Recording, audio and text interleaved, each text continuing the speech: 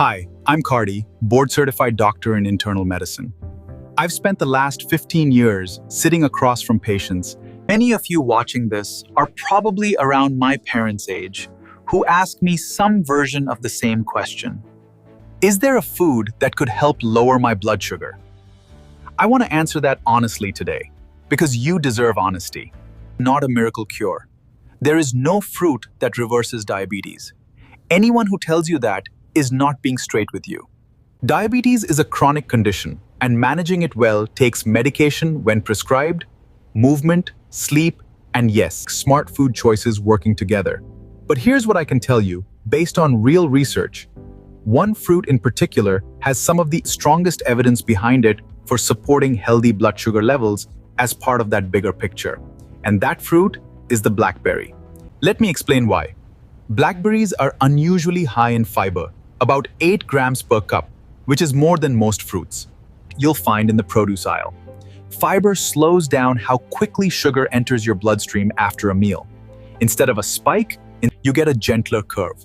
For someone managing blood sugar, that gentler curve matters. It's not dramatic, it's not a cure, but it's real, measurable physiology. Blackberries are also rich in compounds called anthocyanins. These are the pigments that give the berry its deep purple-black color. Several studies have looked at anthocyanins and found they may improve how your cells respond to insulin. Again, I want to be careful with my language here. May improve is not will reverse.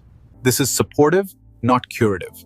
And one more thing that matters for those of you managing diabetes long-term, blackberries have a low glycemic index compared to many other fruits. That means, gram for gram, they raise blood sugar more slowly than something like a ripe banana or a handful of raisins. So what does this actually look like in practice?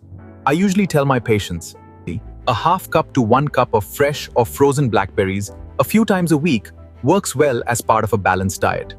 Frozen is completely fine, sometimes even better, because they're picked and frozen at peak ripeness, locking in those anthocyanins. Here are a few ways I suggest working them in. First, pair them with protein. Blackberries with a small handful of walnuts or with a spoonful of plain Greek yogurt. The protein and fat further slow sugar absorption, so you get an even steadier response. Second, add them to oatmeal instead of sugar or syrup. You get natural sweetness plus extra fiber on top of the oat's own fiber. That's a 1-2 punch for steadier blood sugar through the morning. Third, if you're someone who enjoys a smoothie, blend blackberries with spinach and a scoop of unsweetened protein powder. Skip the fruit juice base, use water or unsweetened almond milk instead, since juice removes the fiber that makes the berry helpful in the first place. Now, a few things I want to be very clear about, because I take my responsibility to you seriously. If you are on insulin or a medication like a sulfonylurea, adding more fiber and changing your eating pattern can shift your blood sugar numbers over time. That is a conversation to have with your own physician before you make changes. Not because blackberries are dangerous, but because your medication doses may need to be reviewed alongside any dietary shift. Please don't stop or reduce any prescribed medication based on a video, including this one. That decision belongs between you and your doctor. Second, portion still matters. Fruit still contains natural sugar. A cup of blackberries is very different from an entire container eaten in one sitting. Moderation is still the rule, even with a food this beneficial. Third, and I say this to every patient, no single food replaces the fundamentals. Regular movement, even a 20-minute walk after meals, has a well-documented effect on post-meal blood sugar. Adequate sleep affects insulin sensitivity more than people realize.